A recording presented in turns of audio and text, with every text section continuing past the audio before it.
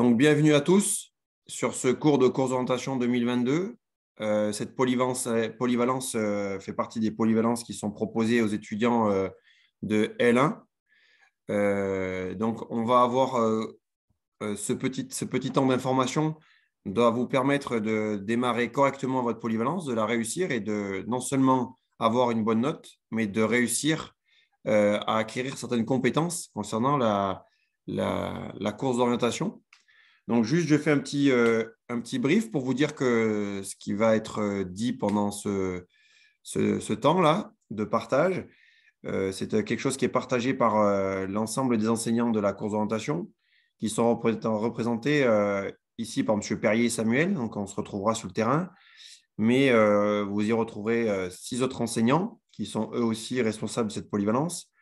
Madame Douma, M. Bissarelli, Madame Marleux, M. Terriba, Madame Girard et enfin M. Chapuis. Et ceux qui ont commencé à regarder, à fouiner un peu dans le document, là, dans le cours Moodle, vous avez rendu compte que Claude Chapuis est un personnage essentiel dans l'organisation de cette course d'orientation. Il y a son mail un peu partout en lien. claude.chapuis@orange.fr. C'est le lien ce lien et ce mail et la référence concernant tous les problèmes d'absentéisme de salariés, de blessés, etc. Donc, nous, on vous souhaite la bienvenue dans cette polyvalence. On est très content de partager ça avec vous. Il risque de faire beau. On va pouvoir courir dans les bois. C'est une semaine assez dense, y compris pour nous. Nous, on est content de vous faire partager ces émotions et ce travail en extérieur. On est content de le faire en présentiel, mis à part ce temps d'information qui n'existait pas et que l'on fait du coup pour tout le monde en ligne, de façon à ce que vous ayez le temps de vous y préparer au mieux. Et puis, ceux qui sont là et ceux qui verront ce cours et qui l'entendront auront la chance de bien réussir et de bien commencer leur course d'orientation, sachant que cette présentation va vous permettre de comprendre comment non seulement ça va fonctionner sur le terrain, comment on va vous évaluer, mais aussi et surtout, comment vous allez devoir, vous, essayer de trouver votre chemin pour récupérer un max de points. Vous allez être noté sur 200, qui seront ramenés sur 20 points. Et donc, du coup, ce petit travail théorique que l'on fait ensemble, que vous allez pouvoir peaufiner ensuite sur la fin de semaine, vous permettra d'avoir une note et ce qu'on a appelé un code de la route. Donc ça, c'est le truc le plus important qu'on a à faire aujourd'hui. C'est vous expliquer où se trouvent toutes les informations que vous avez à aller regarder, à travailler. Et une fois que vous avez trouvé toutes ces informations, à bosser dessus pour que vous puissiez répondre à un QCM qui aura lieu le vendredi 8 à 18h. On ouvrira en fait un test qui est sous forme de QCM et ce test vous permettra d'avoir votre première note de course d'orientation. Sur ce test, il y a plus de 200 questions qui sont en banque. Une vingtaine vous seront posées dans différentes thématiques répondant aux différents documents qui sont en ligne. Donc, si vous laissez tomber un document, vous allez forcément ne plus pouvoir récupérer tous les points et vous risquez de perdre cette opportunité-là. Donc, en fait, ce QCM, vous allez avoir 5 autorisations de QCM à réaliser les uns après les autres pendant 2 heures. Donc, vous avez 7 minutes pour réaliser chaque QCM. Au-delà des 7 minutes, le QCM se ferme et la note est envoyée automatiquement. Ce qui vous est demandé, c'est d'essayer d'avoir la meilleure note possible. Ça, j'insiste dessus parce que chaque année, certains étudiants se trompent sur l'objectif de ce QCM et une fois qu'ils obtiennent le résultat de 30 sur 40, qui est une note un peu planchée, ils s'arrêtent en pensant qu'ils ont réussi. Si vous en êtes à votre premier essai ou votre deuxième essai, c'est bien dommage de ne pas tenter de faire mieux parce qu'on retiendra le meilleur des QCM réalisés. Du coup, vous allez avoir 20 questions à 2 points qui vont être notées sur 40. Ces 20 questions sur 2 points vont vous permettre de rapporter déjà sur 20, 4 points sur 20 sur votre polyvalence course d'orientation. Certains arriveront avec 0 points sur 4 parce qu'ils n'auront pas vu la lumière, pas écouté ce cours, pas compris ce qu'il fallait faire et déjà, ils seront notés plus que sur 16. D'autres arriveront déjà dans leur escarcelle avec 4 points. Et même si ce n'est pas des très bons orienteurs, ils auront déjà 4 points sur 20 et avec une certitude dans leur poche.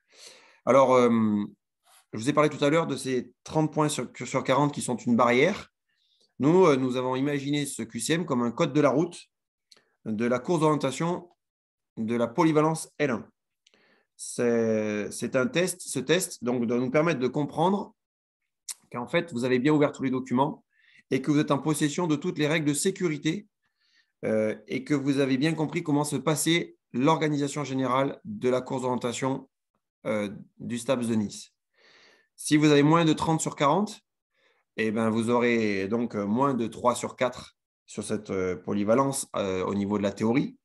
4 sur 4, hein, c'est noté sur 4, ce qui n'est pas très grave en soi. Par contre, si vous avez moins de 30 sur 40, vous ne pourrez pas faire la première course d'orientation de la semaine prochaine, du mardi 12. Pourquoi? Parce que simplement, nous considérons qu'en dessous de cette note, vous n'avez pas compris les règles de sécurité et qu'il faut donc qu'on vous les reprécise une dernière fois, les yeux dans les yeux. Et qu'en fait, ce cours à distance ne vous correspond pas ou que vous n'avez pas suffisamment travaillé pour avoir le droit d'aller pratiquer en forêt en toute sécurité. C'est pour cette raison que vous aurez en face de votre nom, très rapidement, dans un des onglets du cours Moodle, un OK le vendredi soir qui vous dira que vous avez réussi le test, quelle que soit votre note, et que vous pourrez bien aller courir dans les bois le premier jour et tous les autres suivants. Dans ces tests, on va vous expliquer, on va vous demander des choses concernant l'utilisation des doigts électroniques. On va vous demander si vous avez bien compris les règles de temps, d'espace et de gestion du stress et de gestion des secours. Donc, c'est tout un ensemble de choses qui a 500 personnes dans la forêt, puisque vous êtes 500 à L1 à potentiellement pouvoir venir, ne peut pas se gérer autrement. Donc, pour nous, c'est une manière de s'assurer en termes de sécurité que nous avons bien rempli nos conditions qui sont d'informer les étudiants de la manière dont on va s'organiser et de la manière dont on va travailler tous ensemble. Ça, c'était la première chose. Je voulais vous parler aussi donc, des jours de pratique. Aujourd'hui, à partir d'aujourd'hui, ce cours sera en ligne.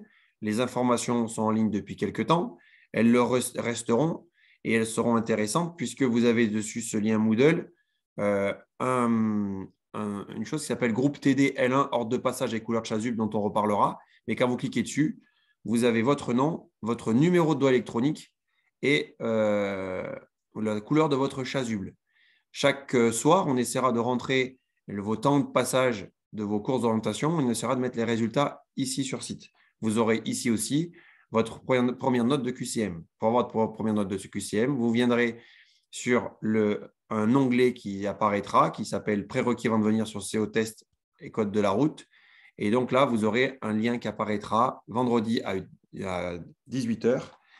Et vous aurez donc de 18 à 20h pour faire ces fameux 5 tests. Ça, c'est jusqu'à vendredi 8. Puis ensuite, on se retrouve la semaine prochaine, le mardi 12, le mercredi 13. On fait relâche le jeudi et on finit par le vendredi 15. La semaine d'après, nous avons une dernière journée de course d'orientation, le 22.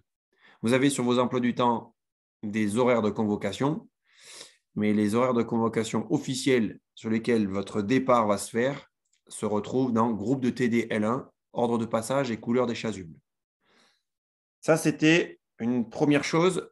Et je finis, et après, je vais répondre aux quelques questions s'il y en a. Sur le terrain, vous devez y venir en covoiturage, en train ou en vélo parce qu'on n'est pas très loin, ou à pied pour certains qui habitent très proche du parc de Vaugrenier. On vous montrera tout à l'heure l'endroit exact du parking. Vous devez venir avec une tenue adéquate. Et pour nous la tenue adéquate, c'est un pantalon, un leggings, un collant long plutôt en bas, pour des raisons de sécurité concernant les petits animaux grimpants qui pourraient se trouver dans les herbes lorsque vous allez couper. Et puis, t-shirt et sweat en haut avec une veste chaude et des rechanges parce que suite à votre course, vous serez certainement bien trempé. Il n'y a pas de douche sur place. Et vous pourrez faire votre route pour rentrer dans votre cours avec des tenues sèches. Ça sera peut-être plus approprié pour pas tomber malade. Une autre obligation, c'est de venir avec une carte d'étudiant, avec votre carte d'étudiant. Si vous n'avez pas votre carte d'étudiant, vous ne pourrez pas faire votre course d'orientation et cette polyvalence ne vous sera pas ouverte. Enfin, une dernière chose à récupérer, vous le verrez tout à l'heure sur les diapos, ce sont vos chasubles de couleur. Une couleur vous a été attitrée, ce sont vos chasubles que vous avez achetés cette année en L1. Il faut venir avec cette couleur de chasuble, bleu ou rouge. À chaque heure de rendez-vous, on partage le groupe en deux, les chasubles bleus et les chasubles rouges. On ne peut pas déroger à cette règle, ça nous permet de gérer les flux. Et donc, ça, c'est une obligation. Dernière obligation, vous êtes obligé de faire la course d'orientation sans portable sur vous. Donc, les portables restent dans les voitures, dans des sacs fermés. Au départ de la course d'orientation, c'est compliqué. Si vous mettez vos portables, on va avoir du mal à gérer tous les portables des 500 étudiants. Vous le comprenez bien. Donc, c'est quelque chose qu'il faut gérer en amont. Voilà pour l'organisation générale et pour cette présentation, cette introduction à ce travail. Je vais donc répondre aux quelques questions s'il y en a sur le blog. Alors, comment ça se passe? Je réponds à une question qui me semble intéressante, mis à part les autres. Donc, je réponds à cette question. Comment ça se passe si on ne peut pas être présent le vendredi de 18 à 20 heures? Ça se passe que sur les 4 points, tu auras donc 0. En fait, tu peux te connecter là où tu veux, quand tu veux, comme tu veux. Tu peux faire 1 ou 2 tests, ça veut dire 15 minutes maximum. En 2 tests, je pense que tu peux avoir ton code de la route qui soit réussi. Donc, pour moi, on n'a pas d'autre solution que celle-là. Si tu n'es pas statut haut niveau, salarié, etc., faire des cas particuliers risque d'être un peu compliqué. Et donc, du coup, je ne vois pas comment est-ce qu'on peut vous proposer autre chose. Donc, il va falloir quand même trouver une solution pour se connecter. OK. On avance. Alors, les horaires notés sur le Moodle seront les mêmes pour les 5 TD. Alors, je sais que je n'arrive pas trop à comprendre la question, mais globalement, si on vient, je vais vous le faire tout de suite. Et je répondrai aux questions suivantes tout à l'heure. Si je viens ici là, sur groupe TD L1, ordre de passage et couleur des chasubles, quand je clique dessus, je tombe sur une petite présentation. Et si je tape sur TD, ordre de passage, présence, note et couleur de chasuble, je tombe sur un lien que nous avons fait déjà pour vous, qui est déjà affiché à la fac dans le hall d'entrée. Et quand je clique là-dessus, je me retrouve avec effectivement vos noms et prénoms et vos groupes. Et vous allez voir qu'au milieu de cette première convocation de 8 heures, on se retrouve avec des gens qui passent de couleur rouge de chasuble à couleur bleue de chasuble. À partir de Matisse, les gens sont en bleu. Ça, c'est le cours de 8 heures à 10 heures. Ensuite, on passe ici, cette fois-ci, de 10h30 à midi et demi. Et là, donc du coup, on a l'horaire ici qui s'affiche au milieu.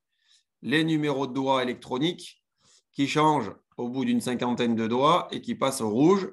Et là, effectivement, tous ceux qui ont un nom ici dans les groupes et ils retrouvent leur horaire de convocation dans cette colonne au milieu. OK? Donc, vous trouvez les 4 rendez-vous. Forcément, votre nom y est, puisque forcément, vous êtes dans les 506 étudiants inscrits aujourd'hui en polyvalence au semestre 2. Vous trouvez ici donc, comme je vous l'ai dit tout à l'heure, l'ensemble de résultats des journées qui seront affichés. On essaiera de le faire le soir. Ce n'est pas gagné.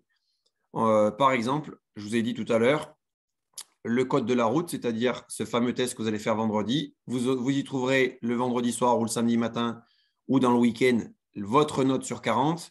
Et donc en face, si vous avez 30 ou plus, vous aurez marqué un OK qui vous permettra de faire la première course d'orientation qui est marquée ici et qui s'appelle le surligné. Encore une fois, pour y expliquer rapidement, puisqu'on est sur ce document, on a ici, là, si on se déplace, le premier jour, pour tout le monde, vous aurez, si vous êtes en rouge, vous allez commencer par le surligné rouge. Si vous êtes en bleu, vous commencerez par le surligné bleu. Mais l'ensemble de ces colonnes seront remplies le premier jour, puisque tous les étudiants passeront par le surligné rouge et par le surligné bleu, qui sont en fait 2 jeux qui sont exactement les mêmes, mais organisés dans des espaces différents du parc de Vaugrenier. Ces jeux, puisqu'on y est aussi, on le verra tout à l'heure, sont d'une durée de 35 minutes. Donc, vous allez faire, si vous êtes avec le dossard rouge, 35 minutes de surligné rouge, puis vous irez faire le bleu pendant 35 minutes. Et quand vous aurez terminé, vous pourrez partir parce que derrière, vu que vous étiez convoqué à 8 heures, vont arriver ceux de 10h30. Vous trouverez donc ici toutes les informations nécessaires pour vos groupes, pour vos couleurs chasubles et puis pour vos résultats de jour en jour. Et nous espérons mettre vos notes chaque fois. On peut continuer là-dessus. Tout à l'heure, je le répéterai. On a parlé tout à l'heure d'un code de la route qui est noté sur 40 et on a dit que chaque course d'orientation allait être notée. Vous avez 4 jours et vous avez chaque fois 2 exercices. Ça fait 8 jeux notés qui sont notés sur 20. Ça fait donc chaque fois des notes sur 20. Ça fait donc une note de 160 en pratique et de 40 en théorie. 160 plus 40, ça fait 200. Ça fait 200 points. Il suffit d'enlever un 0 et vous aurez votre note sur 20 de votre polyvalence course d'orientation. Sachant donc que chaque jeu est noté et que si vous n'avez pas bien compris le surligné rouge parce que je m'appelle Wani et qu'en fait, je n'avais pas bien compris comment ça se passait et que je n'ai pas une très bonne note sur mon premier surligné rouge, ce n'est pas un problème. 35 minutes plus tard, je vais pouvoir me refaire la cerise et aller avoir une très bonne note sur mon surligné bleu parce que j'ai compris exactement à quoi consistait l'exercice. Voilà l'organisation générale et c'était pour vous expliquer ce que vous trouvez sur effectivement le lien Moodle. Sur ce lien Moodle, je vous ai dit tout à l'heure, donc je reviens ici sur ce prérequis avant de venir au cours de la CO. Vous trouvez donc exactement toutes les informations du code de la route et apparaîtra pour vous ici sur ce lien le lien du code de la route qui sera juste en bas là, juste après sur une carte type. Vous aurez un petit lien qui apparaîtra qui s'appellera Code de la route polyvalence CO L1 STAPS de Nice. Vous cliquez dessus. À partir de 18 h, il sera ouvert et vous pourrez fonctionner et travailler dessus. Voilà l'organisation. OK. Cara, je te donnerai la parole tout à l'heure. Tu m'écriras un petit truc sur le… Ah, monsieur, on ne voit rien dans votre écran. Alors, je réponds un peu aux questions. Donc là, j'espère que vous y voyez. Ce n'est pas très grave. De toute façon, ce que j'ai expliqué là, ce que je viens de vous expliquer là à l'instant,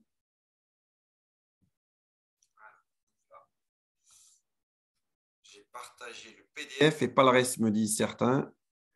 Je suis en train de partager mon écran. Donc là, ici, vous devez voir ce qui se déroule dans mon écran normalement. Donc,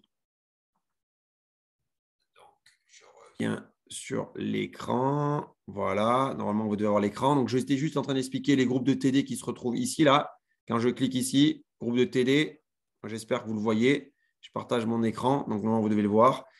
Je parlais du prérequis et des liens tests, c'est celui-là. Donc, je parlais des deux, ce n'était pas très grave si on ne le voit pas, puisque ce sont juste les onglets. Donc, vous irez gratter sur les onglets, vous comprendrez. Je suis désolé que ça se soit enlevé.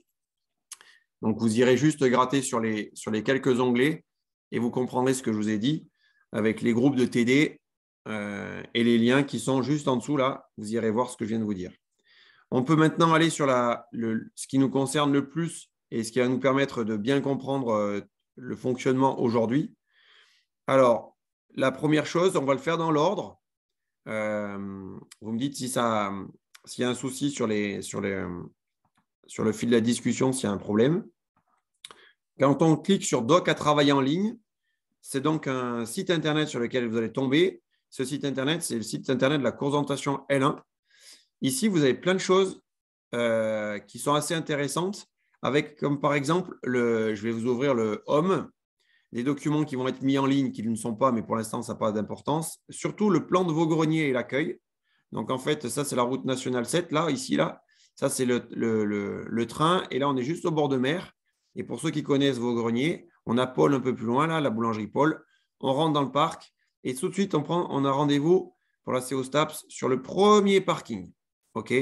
Donc, c'est le premier parking. Ici, vous vous garerez et nous, on aura les deux tentes. Tout à l'heure, je vous parlerai d'une tente rouge, une tente bleue. Les deux tentes rouges et bleues des parcours rouges et bleus se situent juste au bout. Il y a une barrière là qui empêche les voitures de passer et les bus peuvent venir tourner. On aura une tente rouge, une tente bleue ici. C'est l'endroit où on a rendez-vous. Vous pouvez cliquer sur le lien pour accéder à vos greniers. C'est assez intéressant. On vous a mis une carte du STAPS parce qu'on pense que vous avez fait ça déjà pour certains, dans certains de vos cours. Cette carte, elle a été réalisée par une étudiante du STAPS, une étudiante option, il y a quelques années de ça.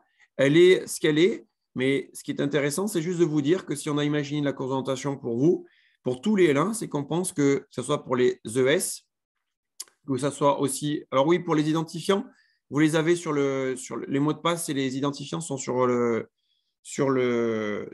vous allez cliquer tout à l'heure, vous allez voir, il y a un mot de passe. Moi, du coup, c'est rentré directement, mais vous tapez le PolyCO et COL1 et ça marche. Donc, c'est marqué en ligne. Donc, cette carte de course d'orientation que je vous présente, c'est juste pour vous dire que vous soyez en ES. Un jour, vous avez peut-être une organisation à mettre en place sur de l'entraînement. C'est ce qu'on a fait, nous, pour rejoindre d'un site à un autre en courant.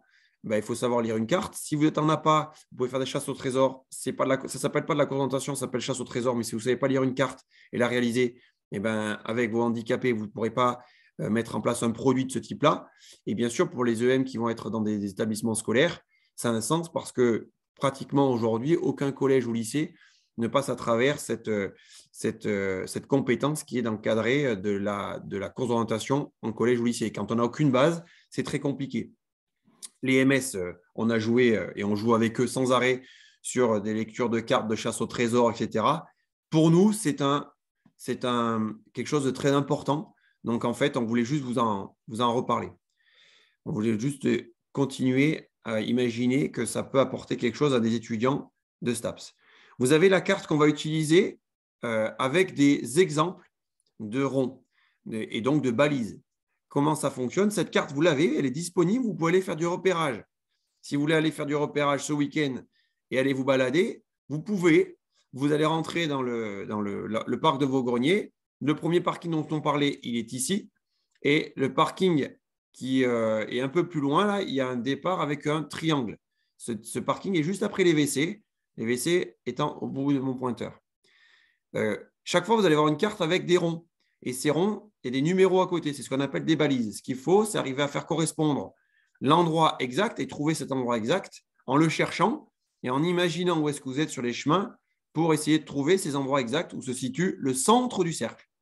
Et en fait, au centre du cercle, vous allez trouver en fait un trésor qui est en fait un poinçon, qui est en fait un marqueur qui vous indique exactement que vous êtes arrivé au bon endroit. On en parlera tout à l'heure.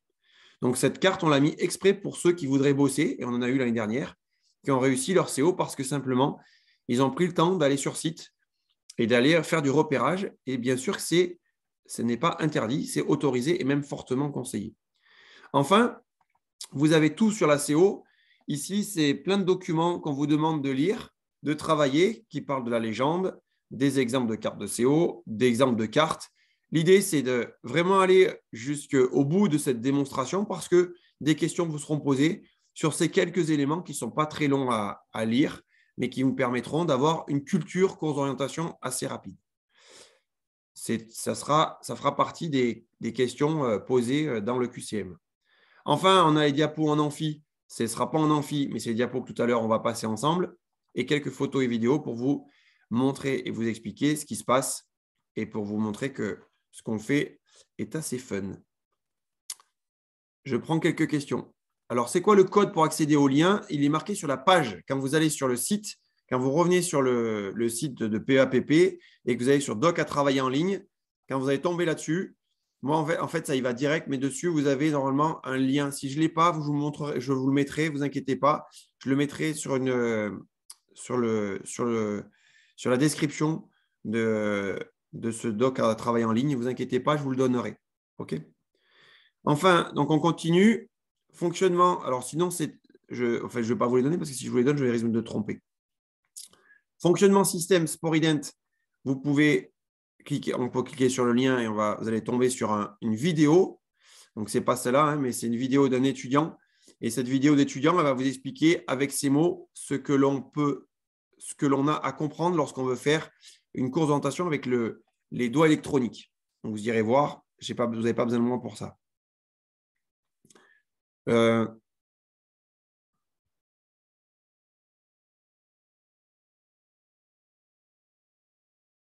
monsieur, les cours de CO pour le code d'orientation.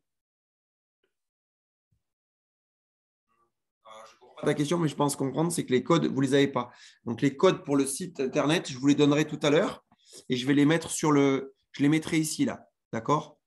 Je vais transformer le lien et je viendrai vous mettre là les codes. OK? Pour l'instant, je ne le fais pas parce que je suis en ligne, mais vous trouverez les codes. Ne vous inquiétez pas. Pour l'instant, on avance et on verra la suite. OK? Ah oui, voilà, dans le syllabus, je l'avais marqué exactement dans le syllabus et dans l'information que je vous ai donnée l'autre fois, j'ai donné les codes.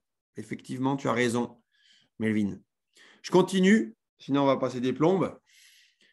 PowerPoint, course d'orientation, vos greniers, doigts électroniques. Quand on fait une course d'orientation, en fait, il faut qu'on aille chercher à des postes, c'est-à-dire au centre des cercles, des éléments qui nous permettent de savoir si effectivement vous êtes bien passé par ce point-là et que vous avez bien trouvé ce point-là, un peu comme une chasse au trésor. Sauf que ce n'est pas une chasse au trésor, parce qu'une chasse au trésor, il y a une part de hasard. Là, ce n'est pas une part de hasard. Vous lisez une carte, vous voyez le centre du cercle, et vous essayez de vous diriger pour aller vers ce centre de ce cercle. Et dans le centre de ce cercle, vous allez avoir un témoin qui va permettre de savoir, nous, à l'arrivée, que vous êtes bien passé à cet endroit-là et que d'autres n'y arriveront pas à trouver cet endroit-là. Comment ça se passe? Donc, je vous explique. On va sur vos greniers pour les L1 et quand vous cliquez, vous tombez sur un document qui est en ligne et qui est déjà préparé. Ce document pour les L1, c'est celui-ci. J'espère que vous le voyez. Je vais y passer rapidement. Vous pouvez revenir quand vous voudrez là-dessus. Il n'y a pas de code. Donc, l'élément, c'est quoi? On se retrouve avec une carte FFCO, Fédération française de course d'orientation. On n'a qu'un seul rendez-vous et qu'un seul horaire pour chaque groupe. Ils sont marqués en face de vos noms. C'est le seul parking à l'entrée à gauche. On vient de vous expliquer avec la photo satellite.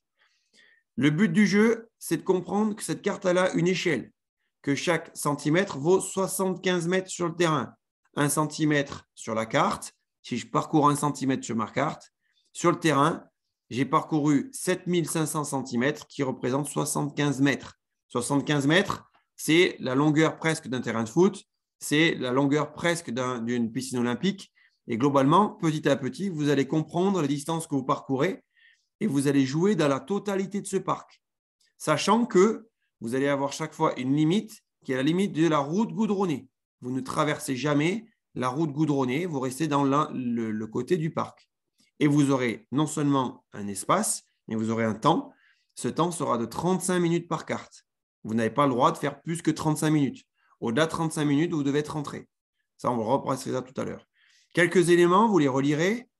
Juste des éléments de lecture d'une carte. Tout ce qui est en orange, c'est quand on lève la tête, on voit le soleil, donc c'est orange. Tout ce qui est en bleu, c'est des cours d'eau ou, comme ici, le lac. Et quand c'est des pointillés bleus, c'est que ces cours d'eau, parfois, ça sèche. Si on a un trait continu, c'est qu'il y a de l'eau tout le temps. Donc, plus le pointillé est fin, plus sur des périodes sèches, vous pouvez trouver un petit vallon, une petite cunette, un petit endroit qui va canaliser l'eau, mais qui sera peut-être sec ce jour-là. En noir, c'est ce que l'homme a réalisé sur la carte. Donc, ce sont des bâtiments, comme les bâtiments du Garde. Ce sont des grillages, comme on les a ici avec des petits points sur un trait, ou quand ce sont des traits pointillés gras, ce sont des pistes. Et quand c'est des tout petits pointillés, ce sont des tout petits chemins ou sentiers qui parfois n'existent plus. D'accord? Le vert, c'est la forêt. Plus le vert est foncé, plus c'est dense. Donc, en fait, ça ne veut pas dire que la forêt est grande. Ça veut dire que vous n'allez pas pouvoir pénétrer à l'intérieur. Plus le blanc, plus le vert est clair, plus la pénétrabilité est importante. C'est-à-dire que vous allez pouvoir couper d'un endroit à un autre. Et quand c'est blanc, carrément, c'est qu'en général, vous pouvez courir dessous. Et les terrains blancs là, que l'on voit sur la carte sont souvent liés à des arbres énormes, grands, sous lesquels on peut passer. Si ce n'était pas des arbres, le ciel serait disponible, on pourrait voir le soleil, à ce moment-là, ça serait en orange. Donc en fait, quand il y a du blanc, c'est que ce sont des arbres grands sous lesquels on peut passer et courir sans aucun problème. Donc ça, c'est les couleurs. Ensuite, on a plein de symboles sur cette carte. Vous regarderez la légende, si vous n'avez jamais vous la faites sortir à l'impression, et vous irez voir sur site. Mais globalement, les petits ronds noirs indiquent sur cette carte, et celle-là, des blocs de pierre. Les croix, les bancs et les tables, qui parfois n'existent plus. Donc attention, des fois, c'est parfois un peu faux. Les ronds bleus signifient des points d'eau. Quand on a des ronds bleus, en général, soit ce sont des sources, soit ce sont des points d'eau, style des bornes à incendie. Les cercles noirs représentent ici les postes de musculation, on en retrouve quelques-uns. Et les V oranges nous permettent de trouver sur place en fait une sorte de trou. Voilà. D'autres éléments pour vous indiquer les courbes de niveau. Ces courbes de niveau, ce sont ces traits qui sont, on appelle ça la couleur, c'est bistre, c'est du orange. Ce bistre, plus les courbes de niveau sont resserrées, plus la distance qui sépare les traits est resserrée. Entre chaque trait, il y a 2,50 m de dénivelé. C'est-à-dire que si vous prenez le bas si vous prenez un trait et que vous prenez l'autre trait juste à côté, et bien en fait, globalement, il y a une hauteur globalement d'une personne debout de différence. Donc, chaque fois que les traits sont très resserrés, ça veut dire que cette personne debout de différence, elle est très rapprochée. Donc, en fait, quand on a des traits très rapprochés ici, si on fait le calcul du nombre de traits, il y a 10 fois 2,50 m, il y a 25 mètres, ça fait un talus de 25 mètres. Ici, là, dans le grand espace orange, on voit qu'il n'y a qu'un trait et que donc entre ce trait-là et ce trait-là, il peut y avoir peut-être 2,50 m de dénivelé. Et en fait, ça veut dire que c'est un grand pré. Ce grand pré, il est fauché, il n'y a pas de végétation. Et quand on lève la tête, on voit le soleil. Donc, c'est pour ça qu'il est orange. Donc, ces traits sont importants parce que quand, par exemple, vous voyez ici un trait pointillé bleu et qu'on voit les courbes de niveau venir s'entasser les unes derrière les autres pour former une sorte de virage en V, c'est qu'ici, c'est un vallon et que l'eau, elle a érodé le vallon et qu'elle coule pour se jeter dans le lac. Ça, c'est important parce que ça va nous donner des indications sur la carte qui vont vous permettre, lorsque vous allez être sur le terrain et que vous allez chercher une balise ici dans le vallon, de comprendre qu'en prenant cette piste, en allant au fond du V et en attaquant la descente dans le vallon, vous allez trouver dans le vallon la balise, si jamais c'est tenté qu'elle y soit là. OK. On continue. Nous, le principe de la course d'orientation, c'est toujours la même chose. On a une carte, il y a toujours une rose des vents, ce que vous appelez une rose des vents, mais en fait avec un or qui est indiqué.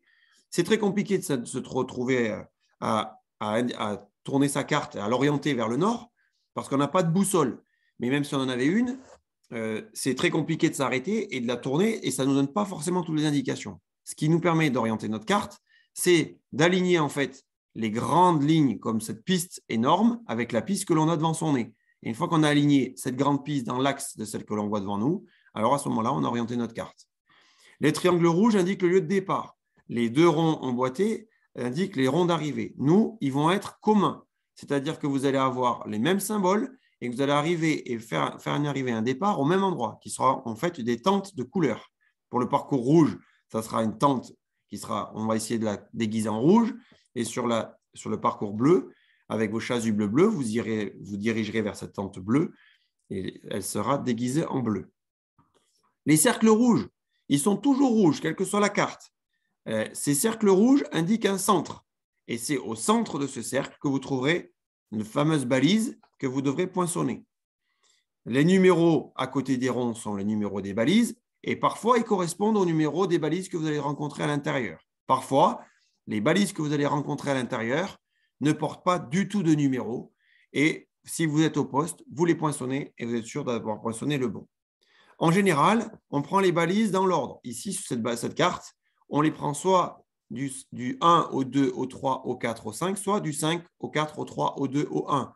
On ne peut pas couper de la 1 à la 5 puis revenir à la 2, à la 4. On le fait dans un ordre ou dans l'autre ordre. Mais il faut que les balises soient rentrées dans un ordre croissant ou décroissant. On vous le précisera suivant les règles. Ce qui est important de comprendre, c'est que les traits rouges, là, ce n'est pas le parcours que vous allez réaliser. C'est des traits qui vous permettent juste de visualiser l'ordre des balises les unes après les autres. Si vous les faites de la 5 à la 1, vous comprenez bien qu'en partant d'ici, si vous allez directement à la 5, il va falloir que vous preniez votre maillot de bain parce qu'ici, vous allez traverser la rivière. Donc, votre parcours le plus simple, ça sera de prendre le chemin, de traverser les bois, de passer par la petite passerelle, d'aller chercher cette grosse piste, de ramener, de monter le petit chemin et d'aller chercher enfin cette piste-là ou bien autrement de passer par ici et de garder les grandes pistes. À vous de voir. Je continue. Cette balise, elle est placée au centre du cercle, à un endroit précis. Comme je l'ai dit tout à l'heure, ce n'est pas une chasse au trésor, même si on a l'impression souvent de découvrir un truc de dingue quand on a enfin réussi à trouver le centre et qu'on tombe sur la balise, on a le sentiment d'une réussite totale. C'est une réussite totale et c'est une réussite totale qui a fait marcher votre cerveau et vos muscles. Mais ce n'est pas du tout une réussite totale liée à une chance incroyable parce que simplement vous êtes tombé dessus. Si vous baladez dans le parc, il y a de grandes chances que vous ne tombiez pas sur les balises en question. Donc effectivement, vous avez trouvé les bons endroits. Donc, par exemple, quand je parle de ce cercle rouge là et qu'il y a un rond bleu au centre, quand on prend ce rond bleu au centre, c'est une noria. Une noria, c'est un puits en fait qui permettait de remonter l'eau avec des animaux. Donc, vous allez trouver sur site, au centre de ces ronds, des balises. Mais c'est quoi ces balises? Elles ont quoi comme tête? Du coup, je vous ai mis une photo d'une balise. Une noria, c'est ça, ça permettait de remonter l'eau. C'est le cercle bleu. Et au centre du cercle rouge, on a la balise qui est à côté de cette noria. Et cette balise, elle est composée d'un piquet en fibre de verre, d'un petit fanion et au-dessus d'un boîtier électronique. Ici, là, vous voyez un cadenas. Chaque balise est accrochée en général à un arbre et ici au poteau en fer de la noria, de façon à ce qu'il n'y ait pas des spectateurs ou des gens, des touristes qui, en croyant bien faire, puissent débaliser le chemin et que vous retrouviez sans trouver la balise au bon endroit parce que quelqu'un l'aurait déplacée. Donc, en fait, elles sont accrochées par des cadenas, elles sont très visibles. Et si vous avez trouvé la noria, il n'y a aucun problème pour trouver le petit piquet avec le boîtier électronique qui est dessus à l'horizontale. Un piquet, un fanion et un boîtier horizontal, pas caché, pas du tout, jamais. À quoi ça correspond, ces poinçons électroniques et ces boîtiers? Ce boîtier dont je vous parlais, c'est un boîtier qui a cette forme-là, qui est accroché au piquet et qui possède un trou. Et c'est dans ce trou que vous allez mettre votre doigt électronique et qui va nous permettre de savoir si vous êtes bien passé au bon endroit. Mais c'est quoi ces doigts électroniques? Je vous ai parlé d'une tente au départ. Je vous ai parlé de votre carte d'étudiant que vous devez avoir sur vous. Quand vous allez arriver le jour J à la tente bleue ou rouge, vous allez venir à la table et on va vous donner des doigts électroniques qui sont dans des valises noires avec des compartiments numérotés. Chaque étudiant, en déposant sa carte d'étudiant, a droit de récupérer un doigt électronique. Ça se passe comme ça. Ici, on a le doigt électronique numéro 1, 2, 3, 4, 5, 6, 7, 8, 9, 10. On a comme ça 20 valises avec les 150 doigts électroniques qui sont tous numérotés, ces doigts électroniques. Donc, en fait, sur le doigt électronique, il y a le numéro 17. Et là, la jeune fille est partie avec le numéro 15. Elle a laissé sa carte d'étudiant et quand elle reviendra, elle nous donnera son doigt électronique, elle le mettra dans le boîtier et elle pourra récupérer sa carte d'étudiant. Avant ça, une fois qu'elle aura récupéré son doigt électronique au départ et qu'elle aura donné sa carte d'étudiant, elle partira faire sa course d'orientation et il y a un ordre précis, une organisation précise. Et c'est ce que je voulais vous dire aujourd'hui. Vous expliquer comment ça va se passer. Vous arrivez à la tente, vous récupérez votre doigt électronique en échange de votre carte d'étudiant et vous allez, une fois que vous avez récupéré votre doigt, avec votre numéro, on vous l'a montré, le numéro tout à l'heure, qui correspond au document, et qui sont en ligne ici sur PAP PS2, là, vous allez mettre votre doigt électronique sur votre doigt, votre index, de cette manière, de façon à avoir ce petit bout-là qui, en fait, est un bout noir, qui est un peu comme une clé USB, vous allez pouvoir rentrer dans les boîtiers. Du coup, quand vous allez avoir ce doigt électronique, on va d'abord effacer sa mémoire pour être sûr qu'on ne compte pas la contentation de quelqu'un d'autre. Puis, et pour effacer, c'est important, pour effacer, l'action effacée et toutes les autres actions liées au doigt électronique se fait de la même manière. Vous enfoncez votre doigt électronique une bonne et unique fois. Une fois qu'elle est rentrée, ce doigt électronique est rentré dans le boîtier, une petite lumière va se mettre à flasher, un bip va être édité et nous, on vous demande de bien attendre 3 bips. Une fois que vous avez fait vos 3 bips dans la station effacée, vous avez effacé la mémoire de votre carte de votre doigt électronique. À ce moment-là, vous récupérez votre carte de contentation qui sera juste à côté et vous déclenchez le chrono qui est intégré à la puce électronique en mettant votre doigt électronique dans le boîtier et où il y a marqué départ. On vous expliquera, on sera là à côté de vous. Et là, vous devez toujours, comme d'habitude, attendre 3 bips et 3 lumières pour que votre chrono se déclenche. À ce moment-là, vous déclenchez votre montre. On vous a demandé de venir avec une montre. Tout à l'heure, je ne l'ai pas dit dans l'initiation, mais une montre est obligatoire. Une fois que vous avez déclenché votre montre, vous avez le compte à rebours qui part. Vous allez partir pour 35 minutes de jeu. Pas 1 minute de plus. Et si vous arrivez avant parce que vous êtes très fort ou que vous avez préféré rentrer, vous avez le droit de rentrer avant. Par contre, vous n'avez pas le droit de rentrer plus tard. Si vous rentrez plus tard, vous aurez forcément une mauvaise note, voire une note qui sera égale à 0 si vous dépassez de 2 ou 3 minutes le temps imparti. Donc, il vaut mieux rentrer avant que de rentrer en retard. OK? Donc là, une fois que vous êtes parti, vous allez sur votre circuit et là, vous allez chercher le centre des ronds orange. Comment ça se passe? Eh bien, au centre des ronds orange, vous allez trouver ces fameux piquets, ces boîtiers électroniques. Et quand vous allez arriver avec votre carte dans votre main, vous allez passer votre poinçon dans le boîtier électronique et vous attendre les 3 bips. Et vous allez, une fois que vous avez entendu vos 3 bips, vous pouvez partir. Attention, regardez bien. Si vous passez plusieurs fois votre doigt électronique dans le boîtier, à ce moment-là, ça va écraser vos données. Ça veut dire que tout ce que vous avez fait sera égal à 0. Et ça, on le voit sur le doigt électronique et vous ne pouvez pas nous dire non, ce n'est pas vrai, etc. C'est vrai, on le voit dans l'ordinateur. Quand on va rentrer les données dans l'ordinateur, on verra que votre doigt électronique a été passé 2 fois la même balise. Et ça, c'est égal à 0. Donc, on le dit, on le redit. Ça sera marqué noir sur blanc et rouge sur marron, là, comme on le voit. Vous venez sur la balise, vous vous calmez, vous avez trouvé la balise qui est bien placée, vous êtes content, vous allez marquer des points. Vous venez tranquillement, vous glissez votre doigt à l'intérieur de la balise et vous attendez les 3 bips. Une fois que vous avez eu les 3 bips, vous partez. Et vous ne vous dites pas, mince, j'ai entendu qu'un bip, ah mince, je vais repasser mon bip dedans, sinon ça écrase tout et vous perdez tout. Donc, mieux vaut continuer votre course que d'écraser votre course et d'avoir une très mauvaise note.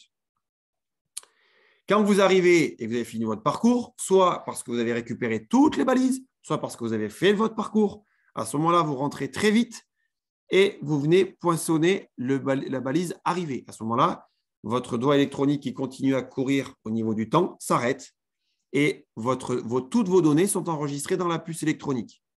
Du coup, là, vous pouvez respirer, vous avez le temps. Mais pour l'instant, on n'a pas transmis les données sur l'ordinateur. Il suffit juste, et ça sera côte à côte, de passer votre doigt sur un nouveau petit boîtier qui est à côté de mon ordinateur à l'arrivée, qui est relié avec un fil à l'ordinateur, et lui envoie les informations dans l'ordinateur. On vous donne le numéro de vos balises que vous avez trouvées. On vous donne votre temps.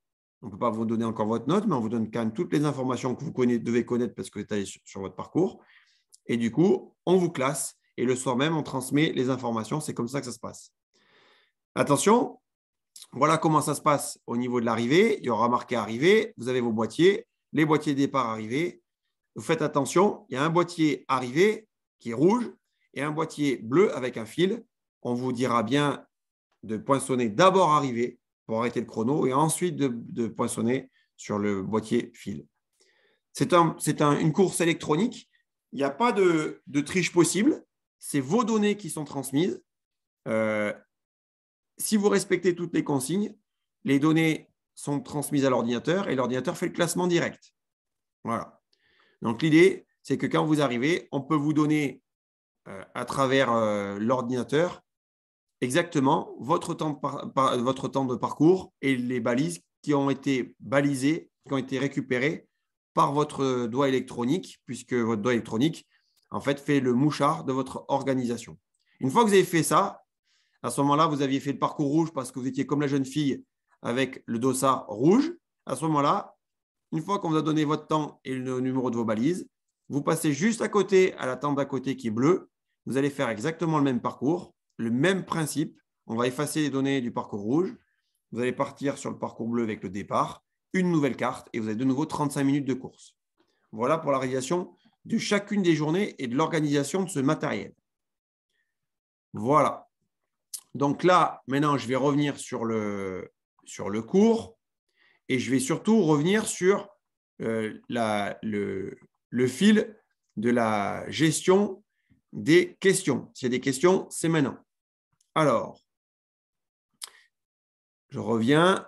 OK, on a vu là, il y a quelqu'un, là, Boulagnon, qui m'a mis effectivement le login et le mot de passe. Login, c'est COL1 en majuscule.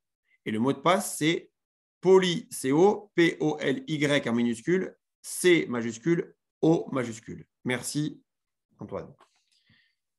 Julie Meyer, les puits sont-ils représentés par des ronds bleus? Oui, les puits, tous les points d'eau en fait, qui sont statiques sont représentés par des ronds bleus. Donc, par exemple, ça te donne une indication Quand, par exemple, tu vois qu'au centre de ton cercle, il y a un rond bleu, tu sais que tu vas trouver forcément un truc qui dépasse, un truc qui peut s'appeler soit une bouche à incendie, soit une noria, soit autre chose.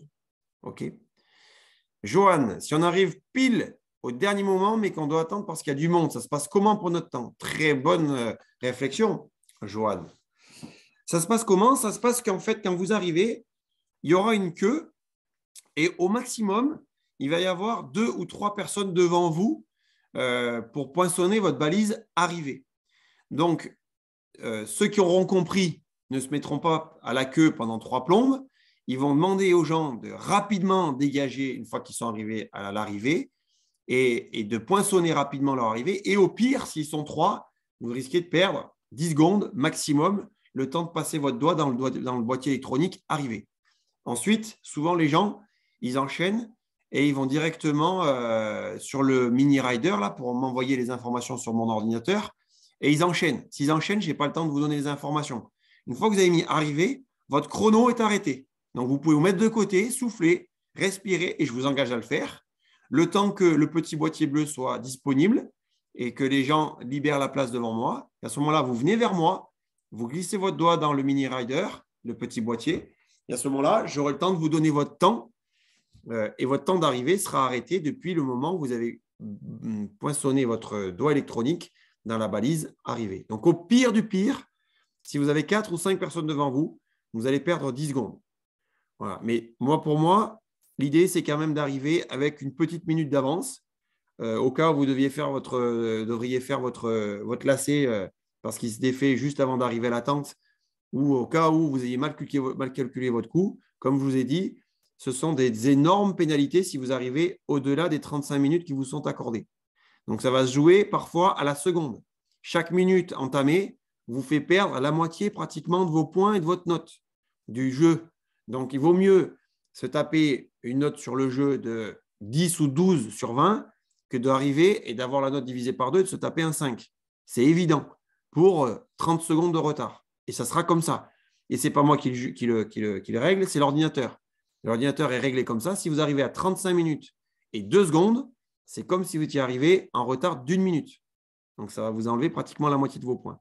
Donc, ça, c'est très, très important. Donc, je vois une bonne question. Il fallait qu'on le précise. Alors, il faut trouver 10 balises en 35 minutes. Globalement, ça sera à peu près ça. Vous aurez une dizaine de balises à trouver en 35 minutes et vous aurez globalement, on a calculé entre 3 et 4 km à parcourir dans ces 35 minutes. Ça veut dire que si vous faites un calcul, vous allez courir à 8 à l'heure.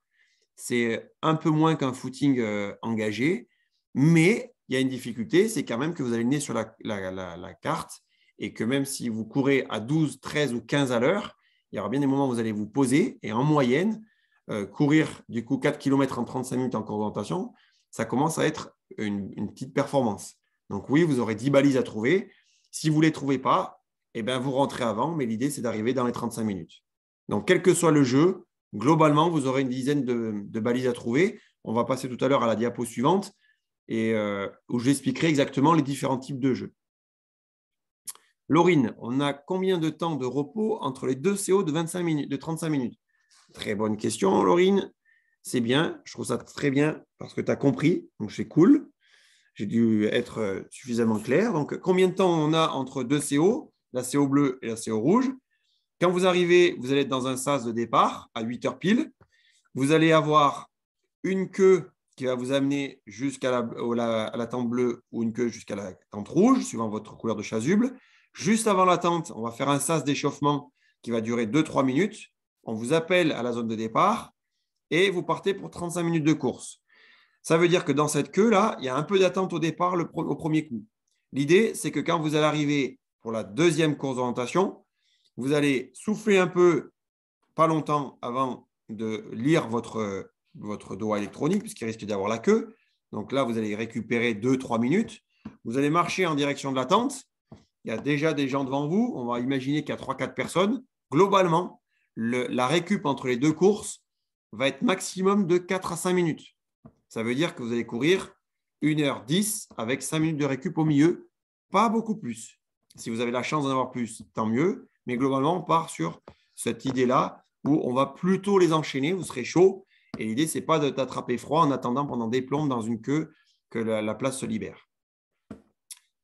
Question, si on a un rendez-vous à 8 heures, on doit être en avance ou pas? Oui, ça serait bien que vous y soyez pas à 7h30, ça ne sert à rien, on ne sera pas prêt, mais que vous y soyez à 8h moins le quart pour que vous mettiez votre chasuble, vos chaussures, que vous commenciez à vous échauffer et que quand on va vous appeler à 8h00 pour faire l'appel, vous soyez prêt à attaquer directement et qu'on ne vous mette pas à la bourre pour la suite de votre journée et qu'on ne se mette pas à la bourre, nous, pour l'organisation des 35 minutes. Donc, plutôt, oui, en avance, à chacun des rendez-vous, vous essayez d'arriver un petit quart d'heure.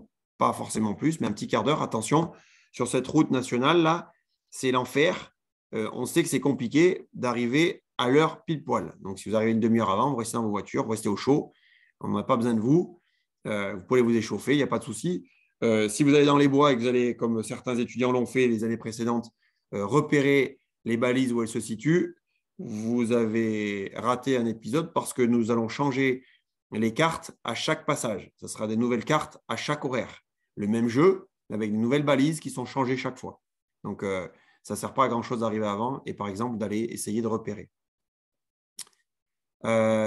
Naomi me dit, je ne sais plus si tu l'as dit, mais si on trouve par la balise 2, par exemple, on peut la sauter. Alors oui, c'est une très bonne question. Je vous ai dit qu'en général, il y allait avoir un règlement. Et ces règlements vont vous dire parfois que vous devez faire les balises dans l'ordre.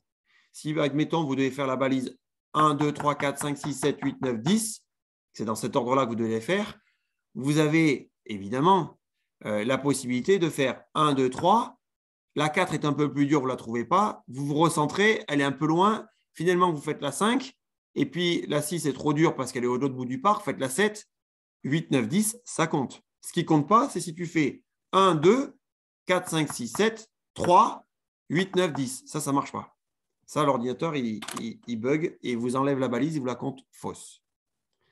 C'est très intéressant.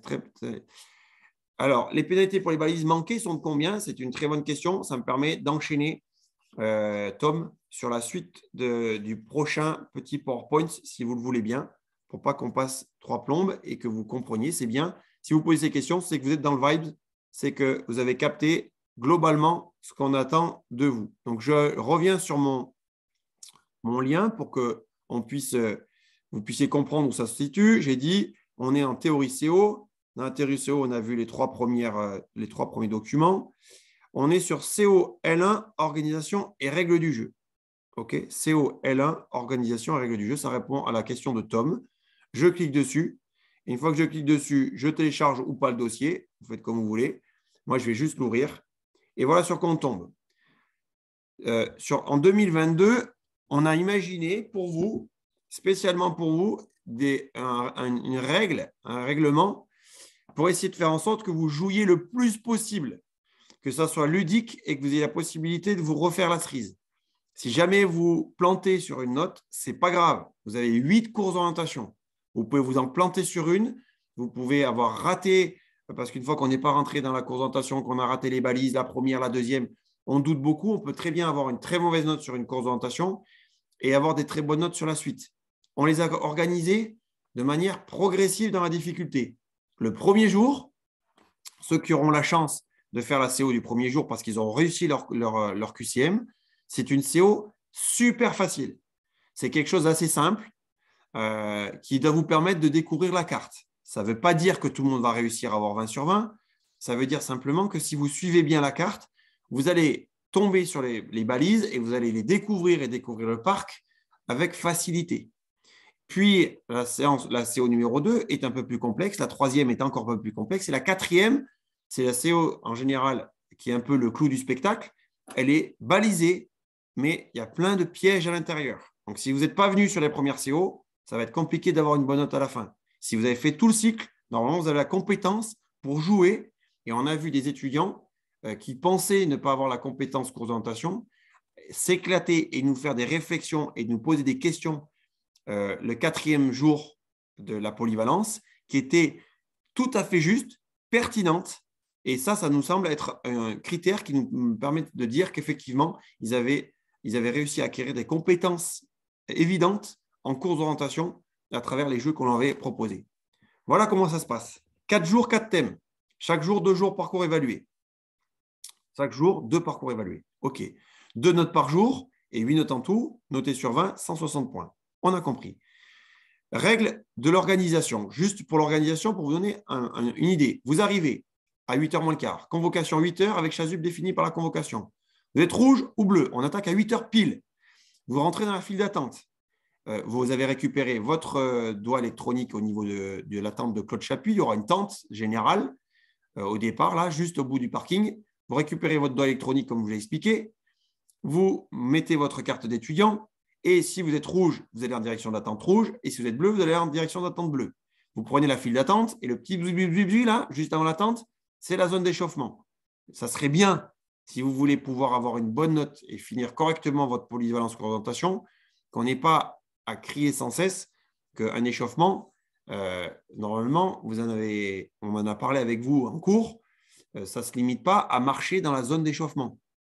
On trottine, on fait des levées de genoux, on s'échauffe les chevilles et on élève la température du corps en faisant une augmentation du rythme cardiaque. D'accord ? Puis, quand à l'attente de départ, bleu ou rouge, il y a de la place, vous venez, vous allez faire votre départ avec votre doigt électronique, puisque vous l'avez récupéré chez Chapuis. Vous allez faire votre parcours plus ou moins rallongé, rouge ou bleu. Et quand vous avez fini, vu que dernier moment, vous serez parti à 8h20, moi je compte là-dessus qu'en 20 minutes, on a fait partir tout le monde. Donc, de 8h à 8h20, vous pouvez être dans la file d'attente et attendre. C'est là où ça va être un peu compliqué. À 8h20, vous partez. À 8h55, normalement, vous êtes revenu. À 9h, au dernier carat, vous êtes parti pour le deuxième parcours. Vous êtes revenu vers les coups des 9h35.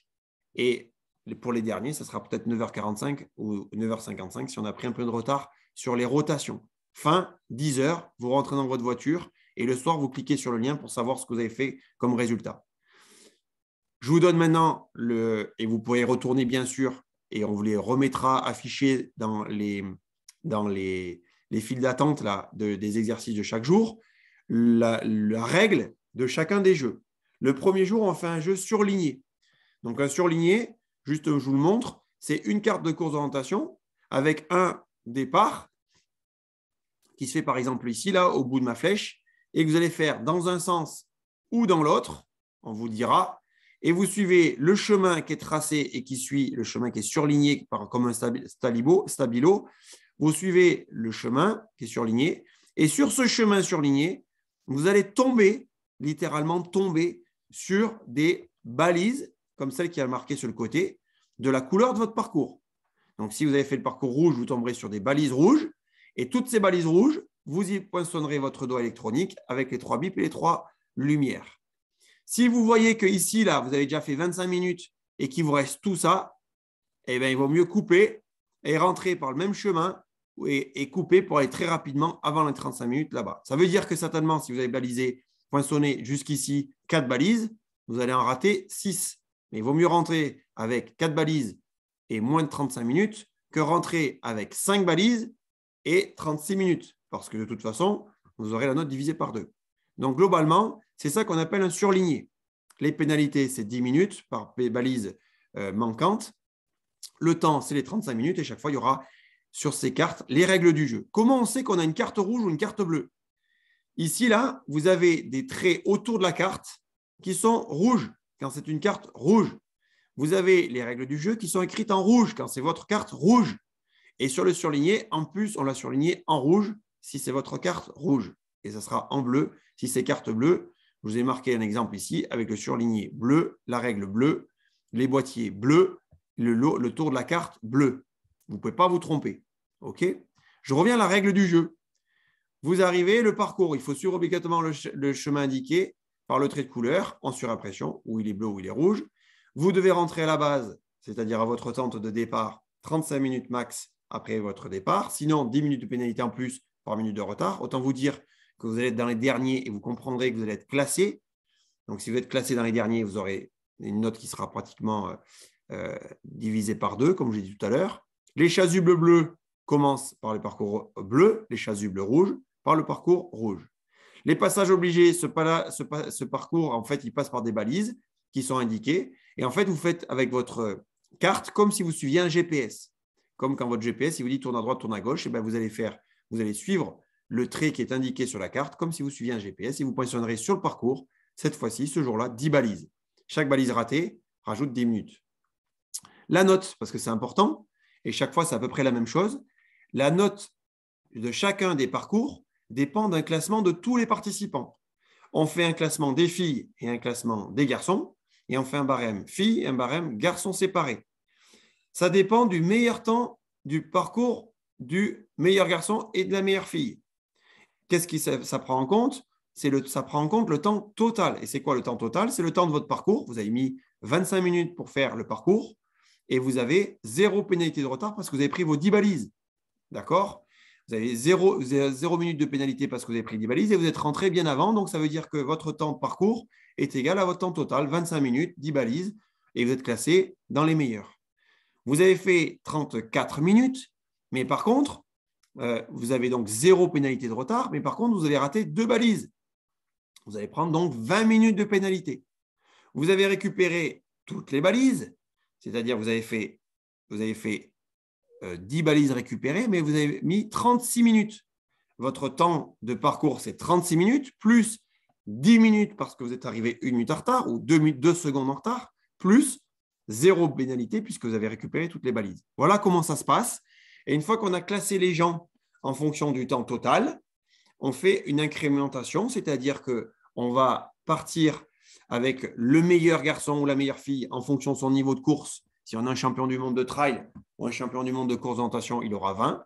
Si ce n'est pas un champion du monde ou un championnat régional, il partira à 18. Et en fait, ensuite, on incrémente ça jusqu'au dernier qui va avoir 4 ou 5 points sur 20. Et donc, on fait des grandes coupes. Donc, ça ne se joue pas à la seconde près qui vous permettent d'avoir une note globale qui vous classe par rapport à l'ensemble des étudiants qui, s'ils n'étaient pas là ce soir, évidemment, ne comprendront rien. S'ils ne regardent pas ce cours en ligne, ne comprendront rien et seront complètement largués à chacun des jeux. Ça, c'est le premier jeu sur lequel vous allez jouer. Balise bleue, carte bleue, surlignée bleue, etc. Et puis, vous tournerez sur le rouge, bien sûr. Évidemment, le parcours que j'ai indiqué là n'est pas le parcours que vous allez faire. C'est un autre parcours. C'était juste un exemple. Je vais regarder juste les questions et enchaîner. Alors, je prends quelqu'un qui me pose la question et qui me dit pour ceux qui ne réussissent pas le test, est-ce qu'ils vont faire un CO dans les séances qui vont suivre? Tout à fait. Et tu as raison de me poser la question. Il est évident que nous, on ne peut pas laisser partir des gens dans la forêt qui n'auraient pas compris qu'il faut rentrer au bout de 35 minutes. Imaginez bien, le gars, il y a 10 balises, il les cherche, il est minuit, il les cherche encore parce qu'il ne veut pas perdre sa polyvalence. S'il n'a pas compris qu'effectivement la note était en relation avec des règles du jeu et que ces règles du jeu ne les a pas intégrées, c'est un peu comme le code de la route.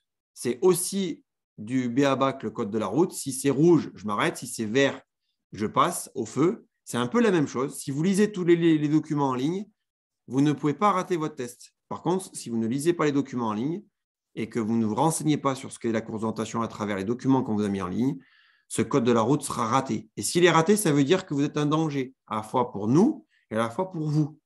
Si le gars n'a pas compris qu'il ne fallait pas traverser les routes goudronnées, vous imaginez bien qu'il y a l'autoroute, pas très loin. Donc, nous, c'est une manière pour nous de ne pas se mettre en danger. Donc, on va prendre les étudiants qui n'auront pas réussi le code de la route et lorsqu'ils vont arriver le premier jour, il faudra qu'ils viennent, évidemment. On les prendra en charge et on leur expliquera de nouveau les règles en tête-à-tête, les yeux dans les yeux. On a un prof qui est dédié à ça. Et ensuite, ils auront droit, ces étudiants, puisque ça va prendre du temps, d'aller faire un parcours surligné, mais ils n'auront pas de notes sur ce parcours surligné. Ça veut dire qu'ils auront déjà 0 sur 4 sur leur QCM et que sur le premier jour, ils n'auront pas la possibilité d'avoir une bonne note pour se rattraper sur des CO qui vont devenir de plus en plus durs. Donc, ça veut dire que le gars, il part déjà très mal. Donc, vous aurez le droit, évidemment, d'aller dans les bois avec la carte en question, mais vous n'aurez pas le droit de faire le jeu comme les autres avec le doigt électronique parce qu'on n'aura pas le temps de tout expliquer et vous allez vous envoyer dans les bois. C'est pour cette raison qu'il faut à tout prix réussir votre code de la route de la CO et avoir le meilleur note possible. Si vous avez 37 sur 40, ça vous fera 3,7 sur 4 déjà acquis pour votre polyvalence. Alors, une autre question.